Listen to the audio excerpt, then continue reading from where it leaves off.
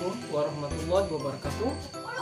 Perkenalkan, saya Rustam Effendi.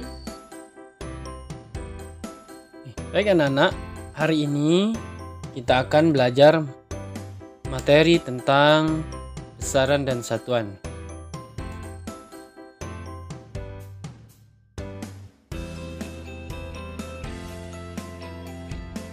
Besaran adalah sesuatu yang dapat diukur. Jadi sesuatu yang dapat diukur itu disebut dengan besaran. Apa maksudnya? Jadi contoh ya, misalkan panjang tiang listrik itu bisa diukur, maka panjang itu disebut dengan besaran. Dan contoh lagi, berat badan bisa diukur, maka berat badan itu bisa dikatakan salah satu contoh dari besaran. Nah, contoh yang bukan besaran adalah misal warna papan tulis, misalkan putihnya papan tulis, apakah bisa diukur? Ternyata tidak. Nah, maka warna itu bukan termasuk dari suatu besaran. Besaran sendiri itu terbagi menjadi dua. Yang pertama ada besaran pokok, yang kedua ada besaran turunan. Nah, apa itu besaran pokok dan besaran turunan? Besaran pokok adalah besaran yang satuannya telah didefinisikan, ya. Dan besaran pokok itu berjumlah 7 dan hanya ada 7. Oke. Jadi ketujuh besaran tersebut antara lain yaitu panjang dengan satuan meter, massa dengan satuan kilogram, waktu dan satuan sekon, kuat arus listrik satuannya ampere, suhu dengan satuan Kelvin, jumlah zat dengan satuan mol, dan intensitas cahaya dengan satuan kandela. Nah, di sini adalah satuan dalam standar internasional. Artinya satuan ini bisa dipakai di seluruh dunia, ya. Sebenarnya kalau satuan yang lain itu masih banyak. Contoh satuan panjang itu bukan cuma meter, ada kilometer, ada sentimeter, dan lain-lain. Tapi untuk standar internasional itu yang dipakai adalah satuan meter. Adapun besaran turunan yaitu besaran yang satuannya didapatkan atau diturunkan dari satuan besaran pokok. Maksudnya adalah contoh besaran turunan luas. Rumusnya adalah panjang kali lebar. Satuannya meter kuadrat. Nah, satuan meter kuadrat didapatkan dari satuan panjang. Kita ketahui bahwa meter, dan satuan lebar juga meter. Nah, maka meter kali meter itu sama dengan meter kuadrat. Selanjutnya, contoh selanjutnya itu besaran turunan kelajuan.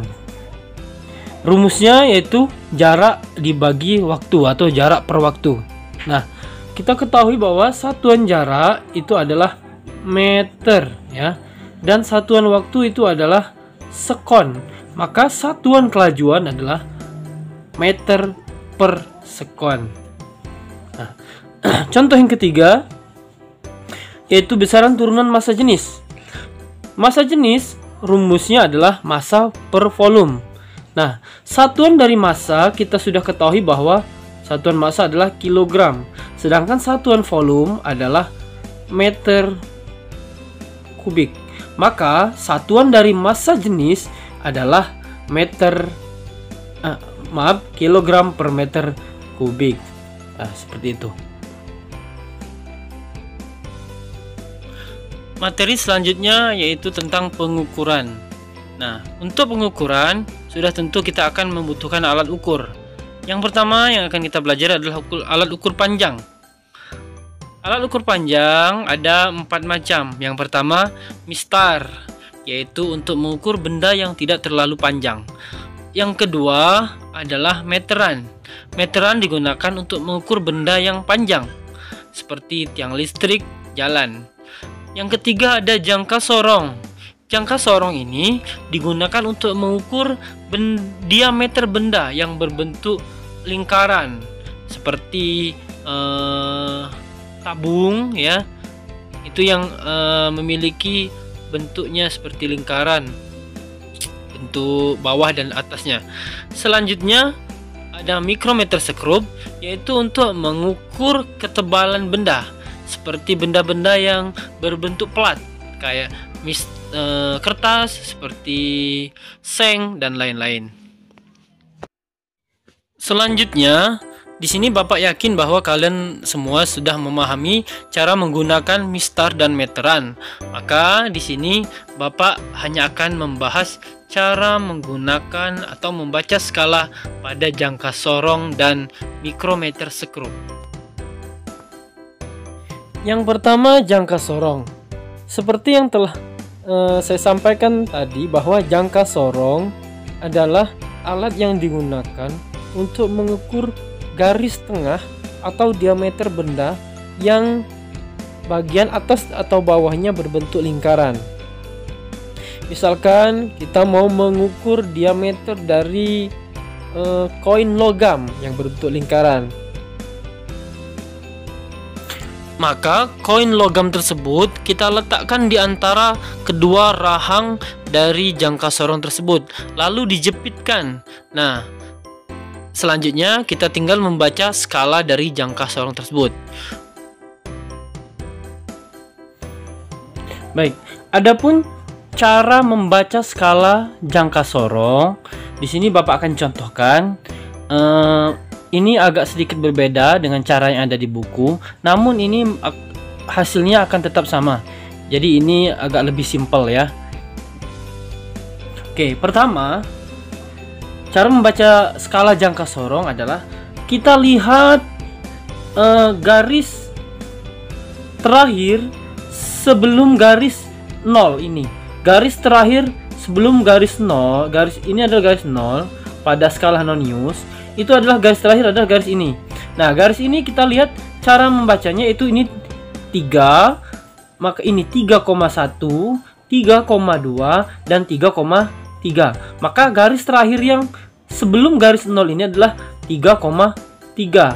Maka kita tulis 3,3. Selanjutnya, patokan selanjutnya adalah kita lihat garis di skala Nonius ini. Ya, garis di skala Nonius yang garisnya sejajar atau berhimpit dengan garis yang ada di atas atau di skala utama. Nah, di sini kita lihat garis ini tidak berhimpit, garis ini tidak berhimpit, tidak berhimpit, tidak berhimpit. Maka di sini yang berhimpit adalah garis ini. Nah, kita lihat bahwa garis ini berhimpit dengan garis ini, lurus. Maka cara membacanya itu di sini 1, 2, 3, 4, 5, 6, 7. Maka di sini kita tulis angka 7. Nah, selanjutnya kita gabungkan angka ini 3,3 ditambah 7, itu tinggal 3,37. Maka ini sangat mudah. Selanjutnya contoh kedua, jika belum terlalu jelas. Selanjutnya kita ulangi contoh kedua. Di sini seperti yang Bapak bilang tadi, bahwa patokan pertama adalah kita lihat garis di skala utama itu yang sebelum garis 0 ini. Sebelum garis 0 ini adalah garis ini. Nah, garis ini itu adalah berapa? Kita hitung. Ini 2, 2,1, 2,2, 2,3, 2,4, 2,5, 2,6, 2,7. Maka ini kita tulis 2,7. Oke, selanjutnya yang jadi patokan adalah skala Nonius. Sekali lagi adalah yang kita lihat adalah yang berhimpit dengan garis di atasnya. Maka di sini kita lihat adalah garis ini yang berhimpit dengan garis yang di atasnya, lurus ya. Maka ini di angka berapa? Ini 1, 2, 3, 4, 5, 6. Maka garis ini adalah garis 6. Tinggal dijumlahkan. Cara menjumlahkannya itu sangat mudah, yaitu tinggal 2,7 ditambah 6 menjadi 2,76. Jika dituliskan ke bawah itu contohnya 2,7 ditambah 6. Nah, oke. Tinggal seperti itu. Maka 2,76. Jadi tinggal ditambahkan di ujungnya. Jadi 2,76 cm. Sangat mudah kan? Selanjutnya, alat ukur panjang yang kedua yang akan kita bahas adalah micrometer scrub. Nah, alat ini seperti yang saya katakan tadi bahwa digunakan untuk mengukur ketebalan benda yang berbentuk lempengan seperti kertas dan lain-lainnya.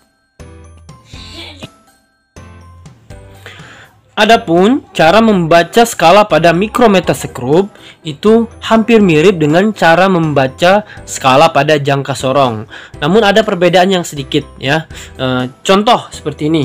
Di sini ada skala dari micrometer scrub.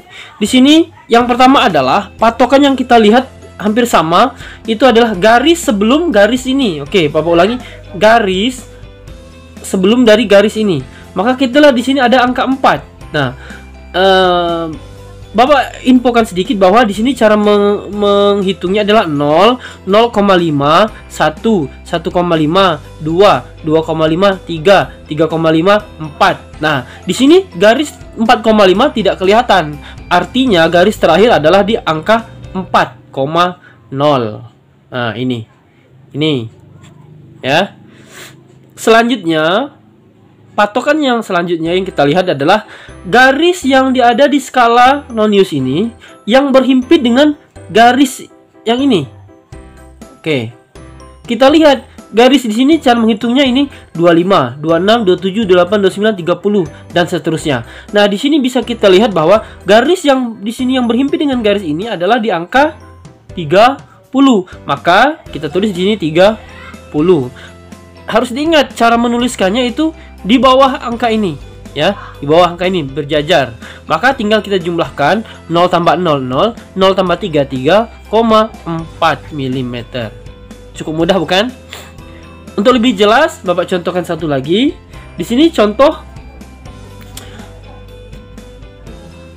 garis terakhir yang terlihat adalah 4. Ini ada 4,50. Jadi 4,50. Maka di sini kita tulis 4,50. Selanjutnya, patokan selanjutnya adalah garis di skala Nonius ini yang berhimpit dengan garis skala utama ini. Maka di sini kita bisa melihat bahwa garis yang berhimpit dengan garis ini adalah di sini. Nah, ini angka berapa? Kita hitung aja. Ini ada 10, maka ini adalah 11. Maka kita tulis 11. Perlu diingat sekali lagi, menuliskannya itu harus sejajar seperti ini ya, bukan di sini, bukan juga di ujung sini. Maka ini tinggal kita jumlahkan 0 tambah 1, 1, 5 tambah 1, 6,4. Jadi 4,61 mm. Terima kasih telah menonton video ini dan semoga bermanfaat. Wassalamualaikum warahmatullahi wabarakatuh.